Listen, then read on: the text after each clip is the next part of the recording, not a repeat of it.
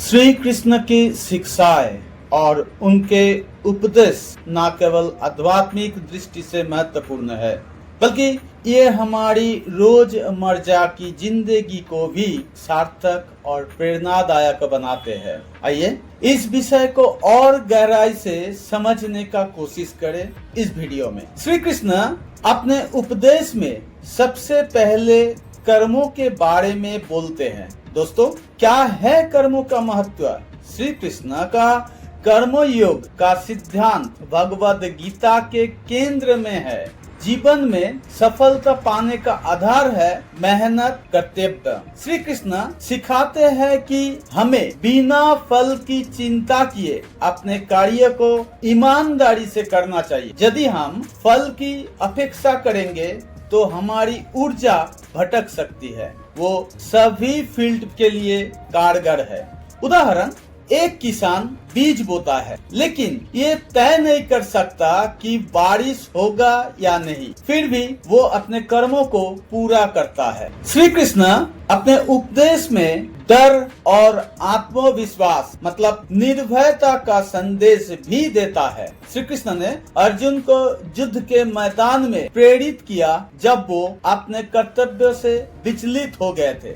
इसका मुख्य संदेश ये है कि डर को त्यागो, ये केवल मन का भ्रम है। अपने आत्मा और अपने उद्देश्य पर विश्वास रखें। डर जीवन का प्रगति में सबसे बड़ी बाधा होती है। यदि आप भय मुक्त होकर कोई भी काम करोगे तो आप अपने अंदर छुपी अनंत क्षमता का अनुभव करोगे। उन्होंने अपने उपदेश में और भी बोला है कि धर्म और अधर्म का युद्ध, धर्म परिभाषा के बारे में भी।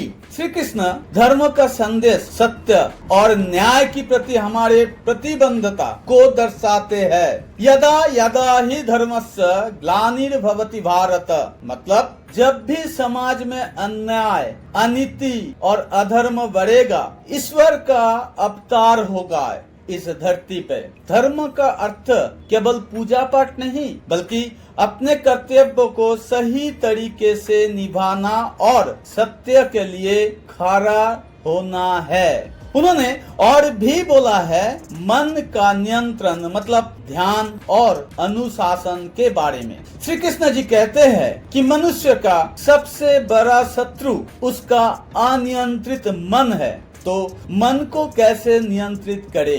ध्यान मतलब मेडिटेशन और आत्म अनुशासन के माध्यम से मन को नियंत्रित किया जा सकता है। मन को सकारात्मक विचारों में लगाकर एक स्थिर मन ही सही निर्णय लेने में सक्षम होता है। उन्होंने और भी बोला है सकारात्मकता, संतुलन, योग का संदेश के बारे में। जीवन में उतार चढ़ाव आते रहते हैं, लेकिन श्री कृष्ण सिखाते हैं कि हमें हर स्थिति में संतुलित रहना चाहिए, रहना पड़ेगा। समस्त योग उच्चते, जीवन में समानता और स्थिरता बनाए रखना सच्चे योग है। ना सफलता में अहंकार करे, ना असफलता में निराश। हर परिस्थिति में धैर्यवान रहना चाहिए, रहने का कोशिश भी करना चाहिए। उन्होंने अपने उपदेश में और भी बोला है आत्मा का अमरत्व मतलब आत्मज्ञान का बारे में। श्री कृष्ण ने गीता में आत्मा के विषय में बताया, न जायते मियते वा कदाचित। आत्मा ना कभी जन्म लेती है, ना कभी मरती है। ये शिक्षा हमें बताती है कि हमारा आत्मा है, न कि वो शरीर। इससे मृत्यु का भय समाप्त होते हैं, जीवन को जीने का साहस मिलता है। उन्होंने और भी बोला है अनासक्ति मतलब त्याग का महत्व के बारे में। श्री कृष्ण कहते हैं कि इच्छाओं में बांधकर जीना दुख की कारण होता है। जो व्यक्ति संसार में रहते हुए भी सांसारिक चीजों से जुड़ाव नहीं रहता, वो सच्चा योगी है। हमें अपनी इच्छाओं और लालच से ऊपर उठकर अपने कर्तव्य को निभाना चाहिए। श्री कृष्ण अपने उपदेश में आखिरकार बोला है, अपने सधर्म का पालन करे। सधर्म निधम त्रय परधर्म भयावह। अपने धर्मों का निभाना चाहिए। अपने धर्मों को निभाना चाहे वो कठिन क्यों ना हो, दूसरों का धर्मों का अनुकरण करने से बेहतर है। हर व्यक्ति के जीवन का